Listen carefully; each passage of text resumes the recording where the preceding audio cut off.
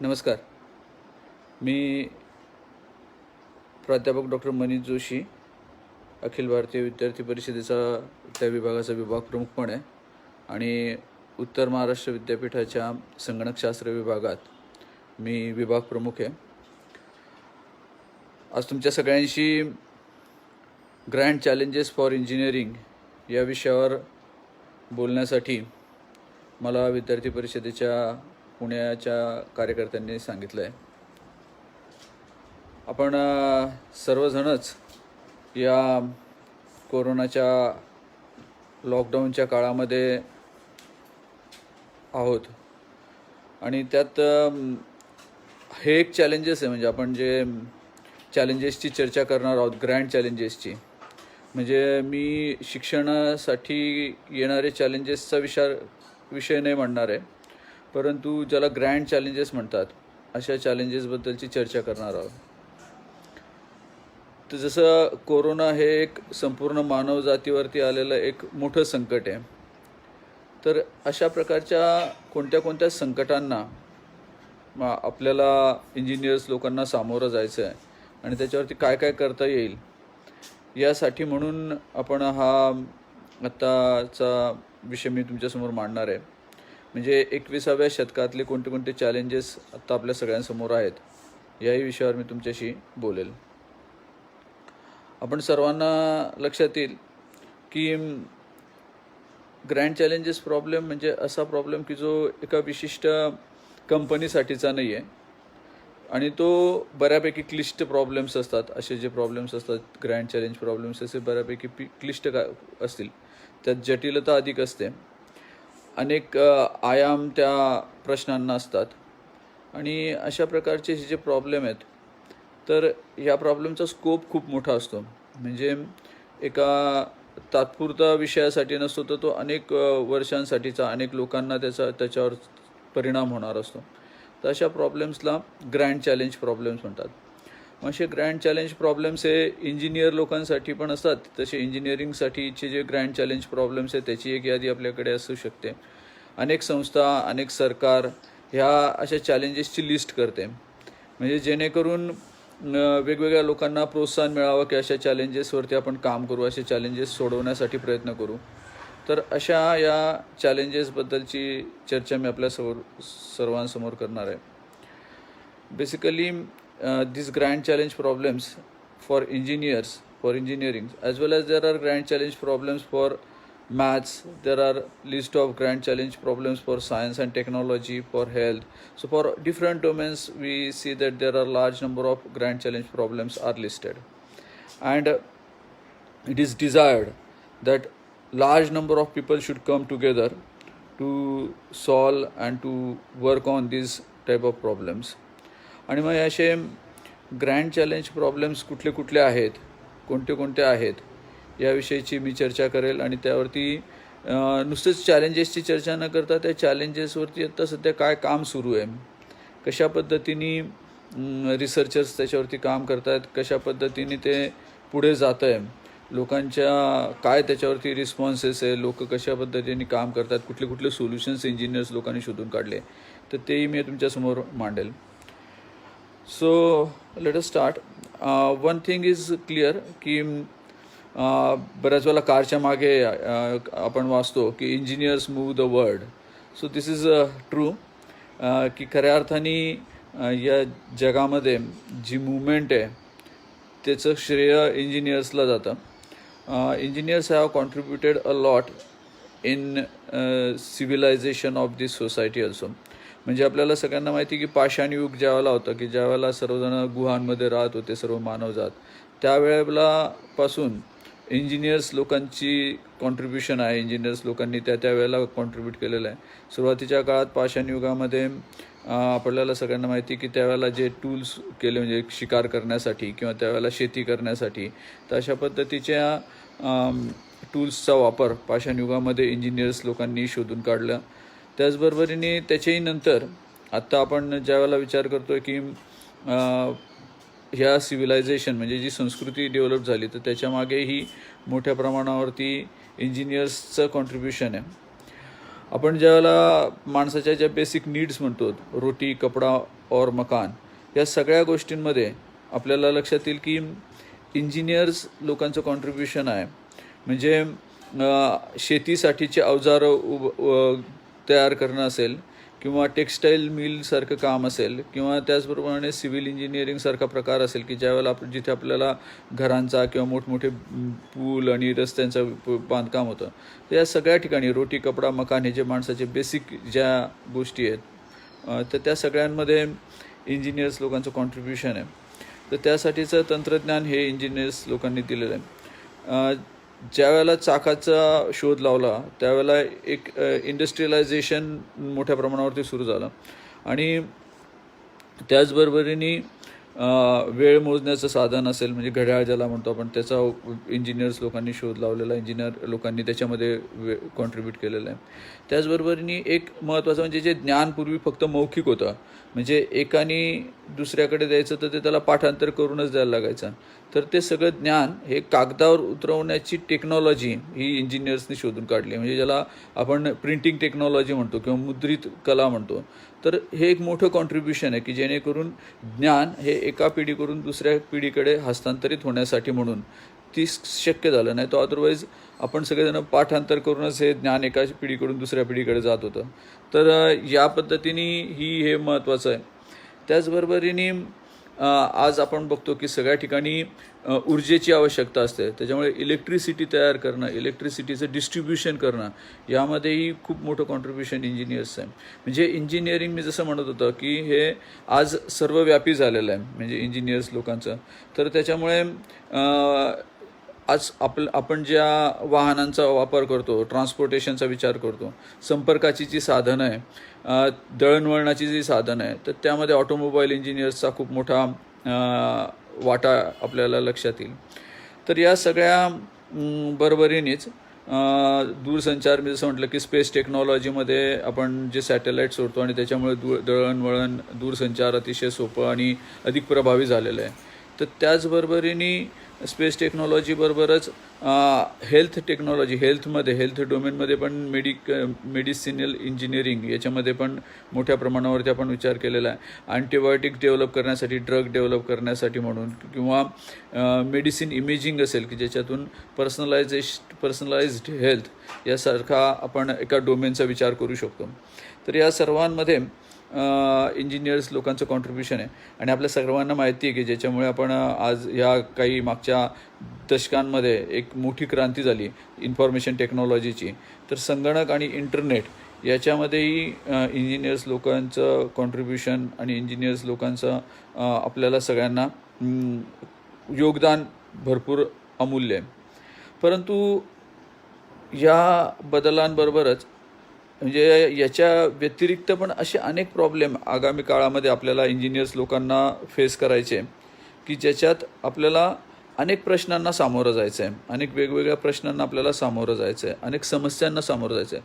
आणि मी जे समस्या सांगणार आहे किंवा जी समस्या मांडणार आहे, मी जसं पूर्वी म्हटलं तसं या ग्रँड चॅलेंज प्रॉब्लेम्सचा मी विचार करणार आहे. म्हणजे तुमच्यासमोर ज्या समस्या मांडणार आहे या अतिशय जटिल आणि अतिशय क्लिष्ट असतील, की ज्याच्यावरती अधिकाधिक इंजिनियर्स लोकांना एकत्रित येऊन काम करावं लागणार आहे. आणि जगातले अनेक इंजिनियर्स यासाठी एकत्र येत आहेत, त्यांचे कोलॅबरेशन होत आहेत, आणि त्या कोलॅबरेशनमधनं या सगळ्या समस्यांवरती उत्तर शोधण्याचा किंवा या समस्यांना मात करण्याचा प्रयत्न या इंजिनियर्स लोकांना करावा लागणार आहे.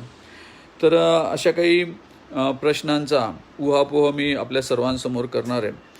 आणि या नवीन युगामध्ये हे सगळ्या समस्या आवासून आपल्यासमोर उभ्या राहणार आहेत.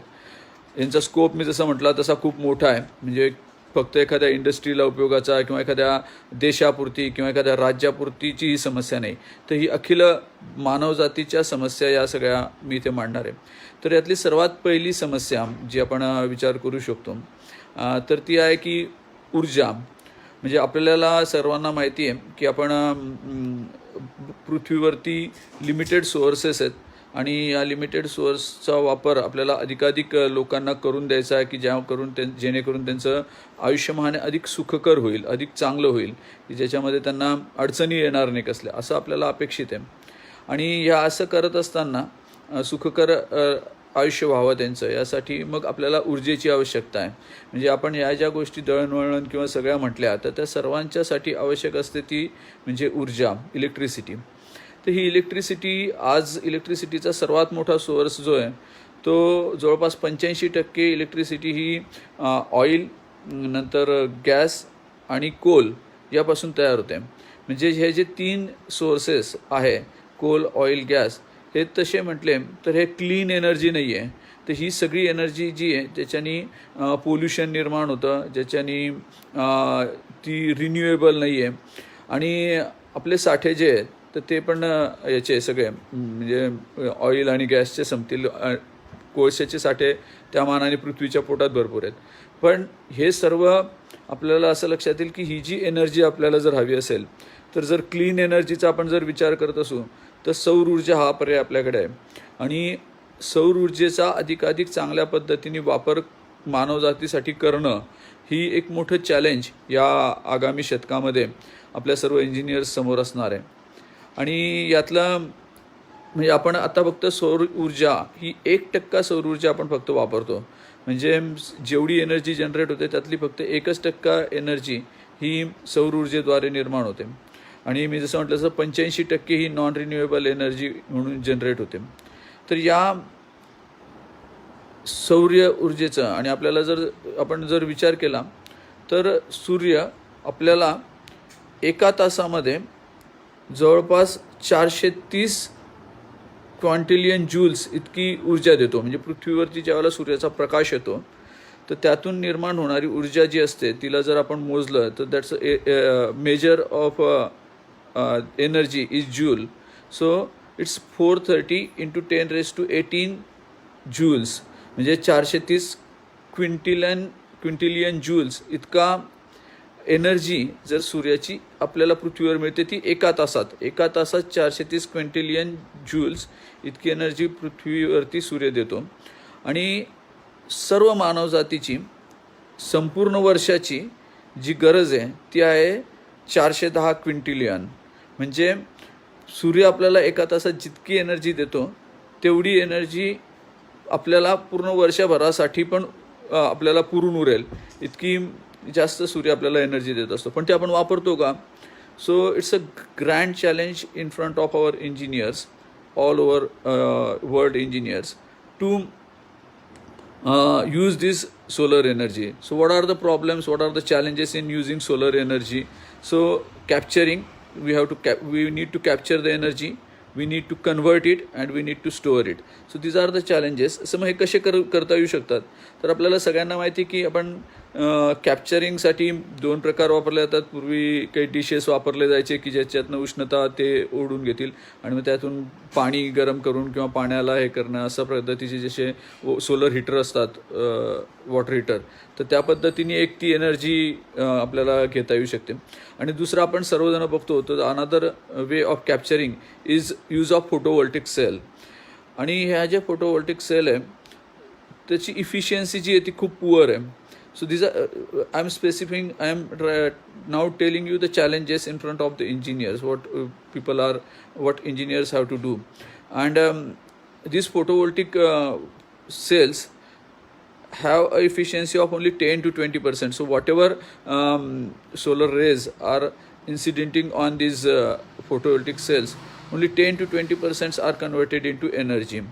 आता याच्यावरती बऱ्यापैकी काम सुरू आहे, ज्याच्यावरती असे नॅनो पार्टिकल्सचा वापर करून काही सेल्स असे तयार करावे की ज्यांची इफिशियन्सी वाढेल. आणि असे काही सेलेनियमसारखे धातू आहे की ज्याचा वापर करता येऊ शकतो. म्हणजे आपण आता जनरली सिलिकॉन याच्यामध्ये वापरला जातो फोटोवोल्टिक सेलमध्ये, तर त्याच्याऐवजी लीड आणि सेलेनियमसारखे धातू त्यांचे काही प्रॉडक्ट वापरून, त्यांचे काही संयुग वापरून सेल्स तयार करावे जेणेकरून ज्याची efficiency can be increase up to 60%. तर अशा पद्धतीचेही चांगले काही प्रयोग आता झालेले आहेत. त्याचबरोबरीने फॅब्रिकेशन कॉस्ट, कारण आता असं की सोलर एनर्जी ही रिन्युएबल आहे, क्लीन, हे सगळ्यांना माहिती आहे, पण त्याची जर कॉस्ट त्याचा फायदा नसेल, इट्स कॉस्ट इकॉनॉमिकल नसेल, तर लोक त्याचा वापर करणार नाही. तर त्याच्यामुळे याची कॉस्ट जितकी आपण कमी करू तेवढा आपल्याला फायदा आहे. त्याच्यामुळे फॅब्रिकेशन कॉस्ट कमी करण्यासाठी म्हणून पण काही डिझायनिंग पॉईंट ऑफ व्ह्यूनी काही विचार या विषयातला सुरू आहे. आणि याच्यावरती आपण प्रयोग सुरू आहे की सिलेंड्रिकल आकाराचे काही सेल्स तयार करता येऊ शकतील का, यासाठी म्हणून काही रिसर्च सुरू आहे आणि त्याचेही चांगले परिणाम येत आहेत. कॉम्बिनेशन ऑफ थिक आणि थिन लेअर. आता कसं होतं की जी सोलर एनर्जी कॅप्चर केली गेली पाहिजे, that should be captured on a thick layer, तरच ती अधिकाधिक आपल्याला कन्वर्ट करता येऊ शकते. आणि जी एनर्जी जनरेट होते that should not be transferred through thick layer, कारण त्याला जेवढा थिक लेअरमध्ये असेल तर त्याला किंवा ट्रॅव्हल करायला जास्त लागेल, तर त्याच्यामुळे तिथे मात्र थिन लेअर हवा आहे. So that's a big challenge, design challenge in front of engineers. तर त्याच्यामुळे हा एक विषय. दुसरा जो आहे सोलर एनर्जीमधला कॅप्चरिंगचा विषय, त्याच्यानंतरचा आहे स्टोरेज कसं करणार. So we have to think a lot on storage, because जितकं आपल्याकडे जे स्टोरेजचे जे पर्याय आहे, तर स्वाभाविकपणे एक पर्याय आहे की तो बॅटरीमध्ये वापर करणं आणि ते बॅटरीमध्ये स्टोअर करून नंतर वापरता जसे आवश्यकता आहे तसं वापर करणं. पण ज्यावेळेला मोठ्या स्केलवरती आपण याचा विचार करतो आहे, म्हणजे याला जेव्हा स्केलअप करण्याचा विचार केला जातो बॅटरीचा, तर तो पर्याय मात्र तेवढा इफिशियंट नाही आहे. कारण ज्यावेळेला आपण त्याचा पॉवर ग्रीड म्हणून उपयोग करतो, विचार करतो, तर that is not that effective. तर त्याच्यामुळे ज्या पद्धतीने प्लांट्स हे सूर्याच्या उपस्थितीमध्ये, म्हणजे फोटोसिंथेसिस असं ज्याला म्हणतो आपण, की सूर्याच्या प्रकाशात ते जे पानं आहे तर ते त्याचा उपयोग करून त्याचं फूड तयार करतात, त्याच्यासाठीचं खाद्य तयार करतात, एनर्जी तयार करतात. तर तसा काही विचार आपल्याला करता येऊ शकतो का, म्हणजे we want to use this energy and instead of storing it into battery, can we prepare some fuel from it, अशा पद्धतीचा एक विचार मोठ्या प्रमाणावरती केला जातो आहे. आणि that is like solar productive fuel cells असे काही तयार करता येऊ शकतात का. So people are thinking on it. Say like जी एनर्जी आहे, म्हणजे सूर्याच्या उष्णतेपासून, सूर्याच्या एनर्जीपासून जर समजा आपण पाण्याचं विघटन करू शकलो, ज्याला आपण इलेक्ट्रोलिसिस म्हणतात, तर त्यातनं जो हायड्रोजन तयार होईल, that hydrogen can be used in the two give energy, आणि त्यातनं जो सोलर प्रोडक्शन फ्युएल सेल तयार होतील आणि that energy can be combined with oxygen and again water can be created. तर अशा पद्धतीने पाण्याचं विघटन करणं या सूर्याच्या उष्णतेने आणि त्यातून नंतर एनर्जी म्हणजे सोलर प्रोडक्टिव्ह फ्युएल सेल तयार करणं, ही एक संकल्पना आता समोर येते. आणि त्यात ह्या संकल्पनेमध्ये अधिकाधिक लोक याच्यावरती काम करत आहे. त्यातल्या पण अडचणी ज्या आहेत that engineers should address are like, ज्यावेळेला आपण पाण्याचं विघटन करतो आहे इलेक्ट्रोलिसिस, तर त्याच्यासाठीचे जे कॅटलिस्ट आहे, त्याच्यासाठी जो लागणारा कॅटलिस्ट आहे, तर आत्ता जे कॅटलिस्ट आपण इंडस्ट्रीमध्ये वापरले जातात they are not that effective. जबकी काही नॅचरल कॅटलिस्ट वापरले जातात, तर ते नॅचरल कॅटलिस्ट हे जास्त चांगले आहेत. तर तशा पद्धतीने काही नॅचरल कॅटलिस्टचा वापर करून हे इलेक्ट्रोलिसिस होणं आणि त्यातनं डायरेक्ट हायड्रोजन सेल तयार होणं, फ्युएल सेल तयार होणं आणि त्या फ्युएल सेलचा वापर करून आपल्याला एनर्जी मिळवणं. तर अशा पद्धतीची सोलर एनर्जीमधला एक मोठा विचार आणि मोठं चॅलेंज आपल्याला सगळ्यांसमोर असणार आहे की that we have to address in near future. त्याचबरोबरीने या साठी जसं आपण सूर्याची एनर्जी विचार करतो आहे, पण ज्या पद्धतीने सूर्य तयार झाला आहे तीच पद्धत आपल्याला वापरता येऊ शकते का, असाही विचार लोक करत आहेत. We call it as fusion, म्हणजे दोन अणूंचं एकमेकांमध्ये एकत्रीकरण करून, संयोग करून त्यावेळेला जी ऊर्जा निर्माण होते तर त्याचा वापर आपल्याला करता येऊ शकतो का, असा एक विचार आणि अशा पद्धतीचे प्रयोग सुरू आहे. त्याच्यासाठी आपल्या लॅपटॉपसाठी मध्ये जो लिथियम बॅटरी असते लिथियमची, तर तेवढ्या बॅटरीपासून आपल्याला 1 वर्षभरासाठी लागणारी ऊर्जा तयार होऊ शकेल, इतकं त्या कन्सेप्टमध्ये दम आहे. तर त्याच्यामुळे हा जो फ्युजनचा विषय आहे, न्यूक्लिअर फ्युजन, आणि या न्यूक्लिअर फ्युजनमधून होणारी ऊर्जा ही पण तेवढीच क्लीन असते जेवढी सोलर एनर्जी क्लीन आहे.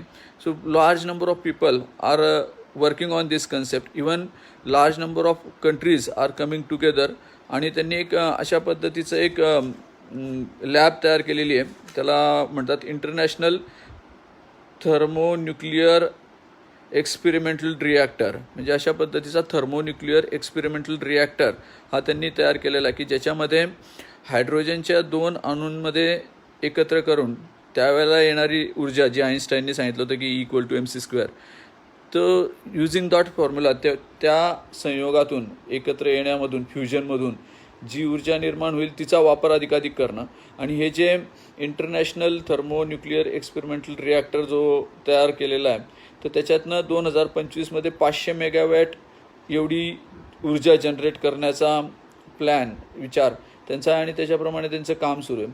तर ह्याच्यामध्ये काम करताना हायड्रोजनचे जे 2 अणू आहे, ज्याच्यात हायड्रोजनचे 2 वेगवेगळे आयसोटोप्स म्हणतात त्याला, की जे वेगवेगळे त्याचे आहेत, तर त्याचा वापर करून आपल्याला हे करायचं आहे. तर एक ड्यूटेरियम असतो की ज्याच्यामध्ये 1 प्रोटॉन 1 न्यूट्रॉन, आणि ट्रिटियम म्हणून असतो की ज्याच्यात 1 प्रोटॉन आणि 2 न्यूट्रॉन असतील. तर यांचं ज्यावेळेला आपल्याला संयोग करायचा आहे, तर हा ड्यूटेरियम जो आहे तो पाण्यापासून सहजपणे उपलब्ध होतो, आणि जो ट्रिटियम आहे, तो जे संयुग मी म्हणतो ट्रिटियम जो अणू आहे, तर तो मात्र आपल्याला लिथियमपासून मोठ्या प्रमाणावरती मिळू शकतो. तर अशा पद्धतीने आपल्याकडे लिथियमचं अबंडंट स्टोअर संपूर्ण भारत, या सर्वांचा वापर करून आपल्याला फ्युजनच्या माध्यमातून एनर्जी निर्माण करता येऊ शकतं. त्याच्यामुळे जी आपली बेसिक गरज आहे, तर त्यामध्ये आपल्याला असं लक्षात येईल की क्लीन आणि नीट रिन्युएबल एनर्जीसाठी फ्युजन आणि याचा वापर आहे. आणि त्याच्यामधले चॅलेंजेस खूप आहेत. तर ते चॅलेंजेस मी आत्ता आपल्यासमोर डिस्कस करेन. आणखी जे वेगवेगळे चॅलेंजेस आहेत त्यातलं एक मोठं चॅलेंज जे आहे ते आहे आपल्या वातावरणात निर्माण होणारा कार्बन डायऑक्साईड.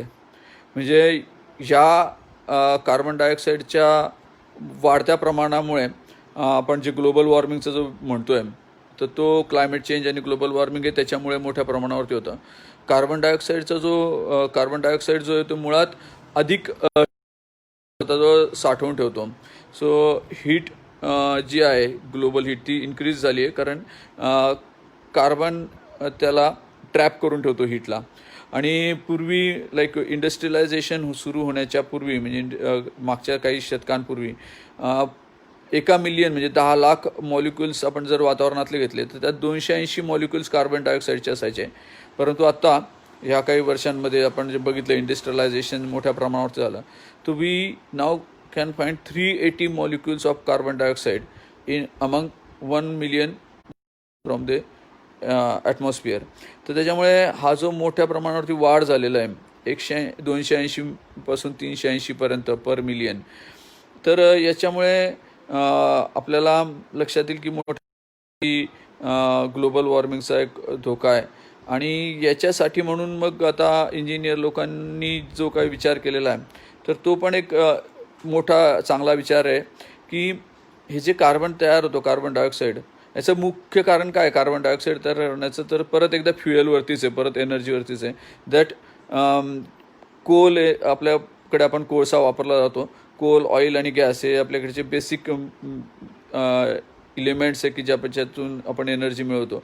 तर त्याच्यामुळे कोळसा जितका आपण वापरू तेवढा कार्बन डायऑक्साईड जास्त तयार होईल.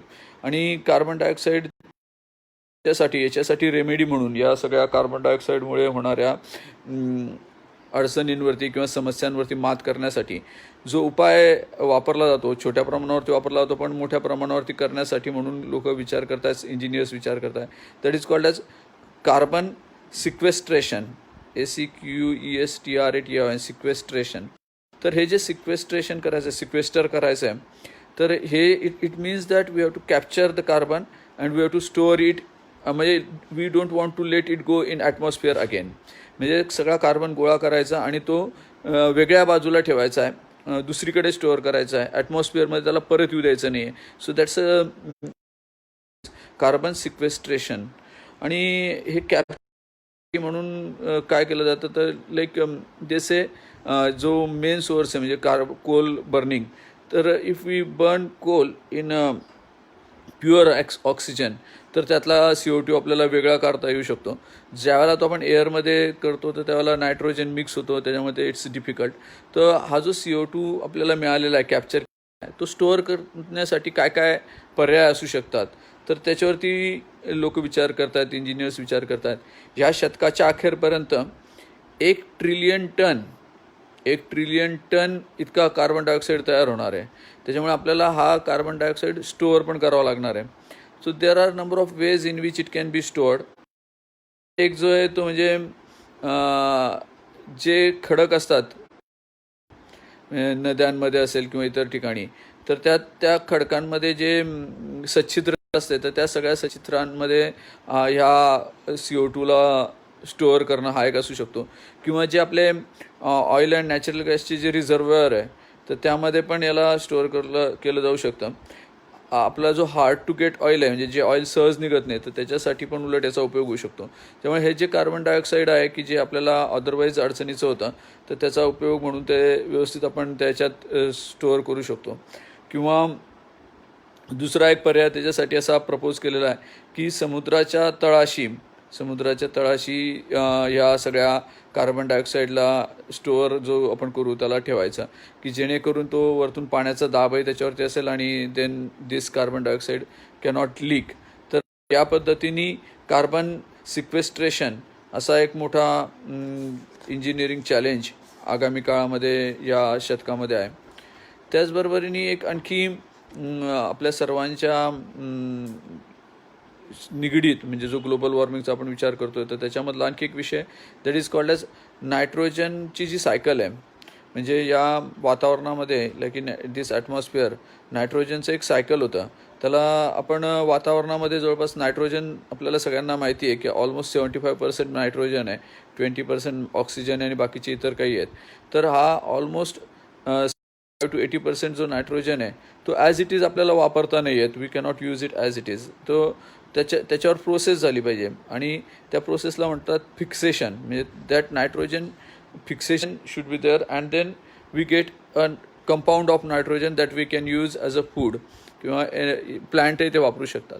तर हे जे नायट्रोजन फिक्सेशन आहे, तर ते नायट्रोजन फिक्सेशन ही एक पहिली पायरी. आणि त्याच्यानंतर जे नायट्रोजन तयार झालं एनर्जीमध्ये ते आपण निसर्गामध्ये जातं. म्हणजे निसर्गातून नायट्रोजन मिळवणं आणि परत नायट्रोजन परत देणं, ही जी प्रोसेस आहे that is called as nitrogen cycle.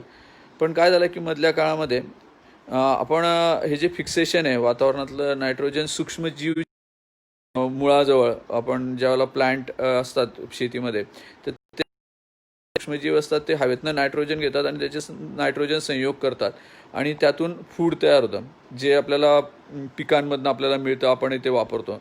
तर असे जे अन्न तयार होतं, तर मधल्या काळामध्ये अधिकाधिक अन्न तयार करण्यासाठी ग्रीन रिव्होल्युशनसाठी खूप मोठ्या प्रमाणावरती खतांचा वापर केला गेला. त्याच्यामुळे नायट्रोजन फिक्सेशन खूप झालं. पण जे दुसरी प्रोसेस आहे की ज्यातून आपल्याकडचं जे नायट्रोजन वापरलं गेलेलं संयुग आहे ते परत निसर्गाकडे टाकणं, याला जे आपण म्हणतो तर त्याला म्हणतात, त्याचा जो शब्द आहे तो डिनायट्रिफिकेशन आहे. Denitrification. So it's a cycle of fixation followed by denitrification. पण ही जे डिनायट्रिफिकेशन आहे, so this denitrification is not being conducted because we are concentrating on fixation. अधिकाधिक नायट्रोजनचा वापर करून अधिकाधिक फूड तयार करणं, यावरती आपण सगळेजण भर देतो आहे. तर या डिनायट्रिफिकेशनसाठी पण आपल्याला आगामी काळामध्ये भरपूर काम करावं लागेल.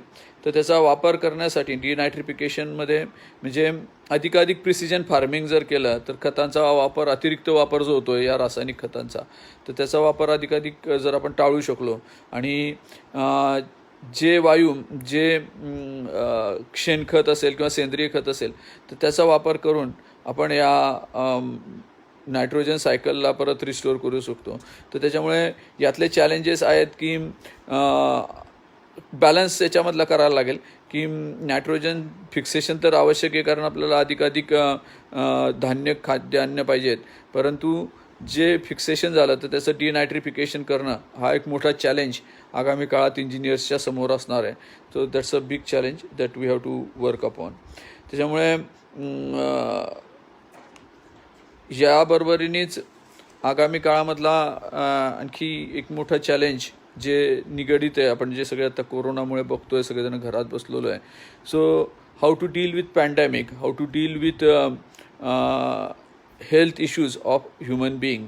सो दॅट्स हेल्थ अँड मेडिसिनमधला एक प्रॉब्लेम आगामी काळामध्ये येणार आहे.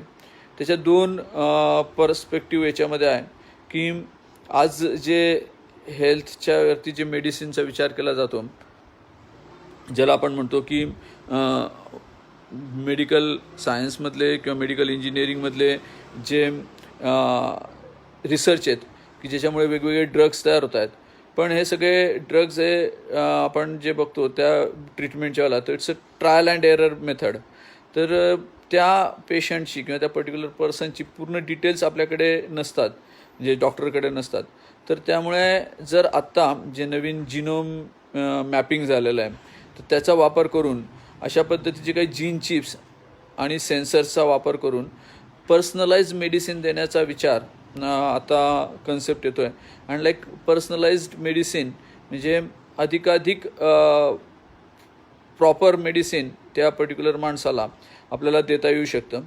आणि या पर्सनलाइज्ड मेडिसिन म्हणजे आपल्याला सगळ्यांना माहिती आहे की लाईक आपण विचार ज्यावेळेला करतो की आपले जे ट्रीटमेंट्सचे विषय असतात तर कुठल्याही जे औषधं दिले जातात तर ते सर्व सिस्टीमवरती काम करतात, पूर्ण शरीरावरती. तर त्याच्याऐवजी जिथे गरज असेल, आवश्यकता असेल तिथेच ते मेडिसिन काम करेल अशा पद्धतीचे पण मेडिसिन्सची आवश्यकता आहे. म्हणजे ज्यावेळेला शरीरामधलं किंवा ब्लडमधलं ग्लुकोज वाढेल तर त्याच वेळेला तिथे इन्शुलिन जनरेट होणं, अशा पद्धतीची टेक्नॉलॉजी, अशा पद्धतीचे इंजिनिअरिंग आपल्याला रेमेडीज आता आगामी काळात हवे आहेत. त्याचबरोबरीने आपल्याला सगळ्यांना माहिती आहे की जे अँटीबॅक्टेरियल किंवा हे ड्रग्ज असतात तर ते ड्रग पण व्हायरस किंवा ते जे बॅक्टेरियल आहे ते त्याला रेझिस्टंट होऊन जातात. तर त्याच्यामुळे त्यांची इफिशियन्सी वाढवणं हा पण एक मोठा चॅलेंज आगामी काळामध्ये इंजिनियर्स समोर असणार आहे की ड्रग रेझिस्टन्स इन व्हायरस हे ओळखणं आवश्यक आहे. म्हणजे आता या कोरोनाच्या केसमध्ये तर आपल्याला सगळ्यांना माहिती आहे की कशा पद्धतीने तो कोणत्या ड्रगला रेझिस्ट होतो आहे आणि त्यामुळे तो स्वतःला कशा पद्धतीने डेव्हलप करून घेतो आहे. तर ते आपल्याला जर ओळखता आलं तर त्याच्यावरती आपल्याला रेमेडी किंवा त्याच्यावरची आपल्याला लस किंवा वॅक्सिन काढता येणं शक्य आहे. याच्यामुळे ह्या प्रकारच्या जे बॅक्टेरियाज किंवा व्हायरसेस असतील तर त्याच्यावरती काम करण्यासाठी म्हणून आपल्याला मोठ्या प्रमाणावरती इंजिनियर्स लोकांना काम करावं लागणार आहे. सिंथेटिक टिश्यू इंजिनिअरिंग असा एक प्रकार आहे की जे आपल्या स्टेम सेल्स आहेत त्याचा वापर करून समजा एखादा पर्टिक्युलर अवयव आपल्याला किंवा एखादा पर्टिक्युलर आपल्या शरीरामधलं रिपेअर करायचं आहे किंवा रिप्लेस करायचं आहे, देन असे स्टेम सेल्सचा वापर करण्यासाठी म्हणून कशा पद्धतीने इंजिनिअरिंग आपल्याला उपयोगात येऊ शकतं. So that's a big and grand challenge in front of engineers. तर त्याच्यावरती पण आपल्याला काम करावं लागेल. या हेल्थ आणि मेडिसिनला जोडून जसं आत्ता आपण म्हणतो की कोरोना हे व्हायरस हा लॅबमध्ये तयार केलेला आहे, म्हणजे एका अर्थाने हे बायोलॉजिकल वेपन आहे. तर या बायोलॉजिकल वेपनसाठी लढण्यासाठी म्हणून आपल्याला काय करता येऊ शकतं, तर त्याच्यावरती आवश्यकता आहे की तो एक मोठा चॅलेंज आहे की ज्याच्यात ह्या अशा व्हायरसेसचं जो मेसेंजर RNA असतो त्याचं जर आपल्याला लवकर डिकोड करता आलं तर त्या मेसेंजर RNAला बरोबर आपल्याला काही मेसेज देऊन किंवा त्याच्यावर काही केमिकल देऊन त्यांचं परत वाढण्याचं जे स्पीड आहे सेलमधला तो आपण थांबवू शकतो, त्यांची चेन मोडू शकतो. तर या पद्धतीने काम इंजिनियर्सला आगामी काळात करायचं आहे. त्याचबरोबरीने जसे पर्सनलायझेशन मेडिसिनमध्ये झालं तसं त्याचप्रमाणे एक मोठं चॅलेंज आगामी काळात आपण सगळेजण आता बघतोय की पर्सनलायझेशन लर्निंगमध्ये पण आवश्यक आहे. म्हणजे आज वर्गामध्ये ज्या पद्धतीने एकाच ठिकाणी 60 जणांना एकाच पद्धतीने कंटेंट दिले जातात तर ते प्रत्येकाची क्षमता मात्र वेगवेगळी असते. म्हणजे प्रत्येकाची शिकण्याची क्षमता वेगवेगळी असेल. कोणी चित्र बघून समजेल एखादा विषय तर कोणी उदाहरणं सोडवून समजेल. तर अशी प्रत्येकाची जी क्षमता आहे ती ओळखून त्याला लर्निंग कंटेंट देणं या पद्धतीचंही एक मोठं चॅलेंज आगामी काळात सॉफ्टवेअर इंजिनियर्स आणि एज्युकेशन फील्डमधले जे रिसर्चर्स आहेत त्यांच्यासमोर असणार आहे. तर त्याच्यामुळे पर्सनलायझेशन इन लर्निंग हाही एक विषय आणि मोठं चॅलेंज आगामी काळात आहे. काही चॅलेंजेसची जी अजून याच्या व्यतिरिक्त आहे त्यांच्या डिटेलनंच आता मी आधी सांगतो काय काय अजून आहेत त्यामधलं. तर त्या पद्धतीने एक मोठ्या पद्धतीचं चॅलेंज जे आहे ते आहे रिव्हर्स इंजिनिअरिंग ऑफ ब्रेन. हा जसं ह्युमन ब्रेन आपण म्हणतो की या सगळ्या याच्यामधला सगळ्यात एक जटिल आणि कॉम्प्लेक्स आपल्याला जे समजायला आहे ते आहे ह्युमन ब्रेन. तर ह्या ह्युमन ब्रेन कसं काम करतो तर ते जर आपल्याला समजलं तर आपण आपल्या सिस्टीम्स पण त्याप्रमाणे काम करायला शिकवू शकतो. म्हणजे आर्टिफिशियल न्यूरल नेटवर्क अशा पद्धतीचा एक विचार मांडला जातो आहे. डीप लर्निंगसारख्या ठिकाणी त्याचा वापर होतो. तर हे आर्टिफिशियल न्यूरल नेटवर्क तयार करण्यासाठी जर आपल्याला आवश्यकता आहे की मुळात ब्रेन कसा काम करतो, म्हणजे आपल्याला नॅचरली जे दिलेलं आहे ब्रेन तो कसा काम करतो हे जर आपण समजू शकलो तर ते अजून त्याच्यावरती काम सुरू आहे. म्हणजे reverse engineering of human brain ही एक मोठं चॅलेंज आगामी काळात या पूर्ण सेंचुरीमध्ये ग्रँड चॅलेंज म्हणून सगळ्यांसमोर आहे. त्याचबरोबरीने आपल्याला सगळ्यांना माहिती आहे की आज सर्वच गोष्टी ह्या कॉम्प्युटराईज झालेल्या आहे. त्याच्यामुळे प्रायव्हसी असेल, पर्सनल प्रायव्हसी असेल किंवा नॅशनल सिक्युरिटी असेल, ह्या सर्व गोष्टी या सायबर सिक्युरिटीशी निगडीत झालेल्या आहे. म्हणजे वैयक्तिक माहितीमधली पण गोपनीयता तुमची ही पण तुम्ही गमावून बसाल जर तुमच्यावरती सायबर अटॅक झाला तर. त्याच्यामुळे सायबर स्पेसमधली सिक्युरिटी, कारण आज सर्वच गोष्टी म्हणजे मी जसं म्हटलं दळणवळण ट्रान्सपोर्टेशन आहेच, त्याचबरोबरीने ज्या आपल्याला हाऊसहोल्डमधल्या ज्या सर्व्हिसेस लागतात म्हणजे गॅसची नोंदणी असेल किंवा टेलिफोन असेल, वॉटर बिल असेल, या सर्व गोष्टी पण कॉम्प्युटराईज झालेल्या आहे. त्याच्यामुळे सर्व डेटा कॉम्प्युटरवरती अवेलेबल आहे. आणि हा जर डेटा त्याचबरोबरीने मिलिटरीमध्ये पण मोठ्या प्रमाणावरती कॉम्प्युटर वापरला जातो, गव्हर्नमेंटमध्ये कॉम्प्युटर वापरला जातो. हे जर आपल्याला सगळ्यांना सिक्युअर ठेवायचं असेल तर इंजिनियर्स लोकांना मोठं काम आय टी क्षेत्रातलं असेल ते म्हणजे सायबर सिक्युरिटी, सायबर स्पेसमध्ये सिक्युरिटी देणं. आणि ही सायबर स्पेसमधली सिक्युरिटी ही आपल्याला देताना पूर्वीच्या काळी एक असं होतं की राउटर्स असतील किंवा फायरवॉल असतील असे जरी असतील तर तेवढं सफिशियंट असायचं. परंतु आत्ताच्या काळामध्ये हे फायरवॉल किंवा राउटरमधली सिक्युरिटी ही सहजपणे बायपास केली जाते. त्याला एक पेरिमीटरमधली एक पेरिमीटर डिफेन्स असा त्याचा शब्द होता. परंतु आता हे पेरिमीटर डिफेन्स हे कुचकामी ठरलेलं आहे तसं म्हटलं तर. त्याच्यामुळे ह्याच्याही पलीकडे जाऊन आपल्याला चांगल्या पद्धतीचे डिफेन्स मेकॅनिझम आणि या सायबर सिक्युरिटी पॉईंट ऑफ व्ह्यूनी डेव्हलप करायला लागतील. आणि त्यासाठी म्हणून प्रोग्रॅमिंग लँग्वेजेसमध्येच काही इम्प्रूव्हमेंट करता येतील का याच्यावरती लोक विचार करत आहेत, इंजिनियर्स विचार करत आहेत की ज्या वेळेला सॉफ्टवेअर डेव्हलप होतं आहे तर त्याचमध्ये जर व्हल्नरेबिलिटी असतील then before installing it, before deploying it, it will communicate to us that it is vulnerable, it's not safe. तर त्यामुळे सायबर सिक्युरिटी हा विषय आणि सायबर सिक्युरिटीचे लॉ, त्याच्यामुळे अनेक वेगवेगळ्या एक्सपर्ट्स लोकांना एकत्र येऊन यावरती काम करावं लागणार आहे. त्यामुळे सायबर सिक्युरिटी हा एक मोठा याचा विषय, जटिल विषय आगामी काळामध्ये होणार आहे. त्यामुळे मी जसं म्हटलं तर त्याचबरोबरीने न्यूक्लिअर अटॅक हा पण आगामी काळात एक मोठी थ्रेट असणार आहे. तर त्या न्यूक्लिअर अटॅक किंवा न्यूक्लिअर थ्रेटवरती कशा पद्धतीने काम करता येऊ शकतं, काय त्याच्यावरती सोल्युशन असतील. It will be also great grand challenge in front of people. Terror attack आला तर कशा पद्धतीने, एक तर पहिल्यांदा ते होऊच नाही यासाठी म्हणून इंजिनियर लोक काय प्रिकॉशन घेऊ शकतील, कशा पद्धतीने आयडेंटिफाय होईल, नुसते चेहरे ओळखणं त्याचबरोबरीने त्याच्या मनातल्या भावना पण ओळखणं, याच्यावरती पण लोकांचं चॅलेंजिंग काम सुरू आहे. त्याच्यामुळे टेरर अटॅक असेल किंवा न्यूक्लिअर अटॅकवरती काम कसं करता येऊ शकतं ते आहे. त्याचबरोबरीने इन्फ्रास्ट्रक्चर जे आत्ता आपण अनेक ठिकाणी बघतो ते पण बऱ्यापैकी फेड आऊट झालेलं आहे किंवा बऱ्यापैकी खराब होत चाललेलं आहे. तर इन्फ्रास्ट्रक्चरवरती अधिकाधिक चांगलं इन्फ्रास्ट्रक्चर व्हावं, चांगल्या ट्रान्सपोर्टेशन सिस्टीम डेव्हलप व्हाव्या, local transportation, public transport system. याच्यासाठी म्हणून इंजिनियर लोकांना आगामी काळात काम करावं लागणार आहे की जे सर्व मानवजातीला भेटणारे समस्या, infrastructure, access of clean water हा एक मोठा विषय. म्हणजे जितके लोक रोगराईने मरतात तर त्याच्यापेक्षा जास्त लोक पाणी चांगलं पिण्यायोग्य पाणी मिळालं नाही म्हणून मरणाऱ्यांची संख्या जगभरात आहे. त्यामुळे ॲक्सेस ऑफ क्लीन वॉटर हा एक विषय आपल्याला सगळ्यांना लक्षात घ्यावा लागेल की जो ज्याच्यासाठी इंजिनियर लोकांना काही प्रयोग करावे लागतील की कशा पद्धतीने धरणांमधलं पाणी अधिकाधिक काळ टिकेल, कशा पद्धतीने त्याचं डिस्ट्रीब्युशनची सिस्टीम लावली पाहिजे. तर that will be a great grand challenge in front of engineers, access of clean water to all. त्याचबरोबरीने हेल्थ इन्फॉर्मेटिका आपल्याकडे भरपूर डेटा तयार होतो, तर त्याचाही वापर करून अधिकाधिक चांगलं हेल्थ ॲनालिटिक्स करून पॅटर्न काढून लोकांना चांगलं आरोग्य मिळावं यासारखे पण विषयावरती काम करतात. So it's a big list of grand challenges in front of engineers. I have listed out a few grand challenges, and I have also tried to explain what researchers are doing on it, what exactly the problem is, and what people are doing, what researchers are doing to overcome that problem. And I'm sure की हे जे challenges आहे हे असे नाही की जे 2 वर्षात होतील, तर याला अनेक वर्षांचा सातत्यपूर्वक प्रयत्न करायला लागतील आणि याच्यामध्ये आपल्यासारख्या इंजिनियर लोकांचं पण कॉन्ट्रीब्युशन आवश्यक आहे.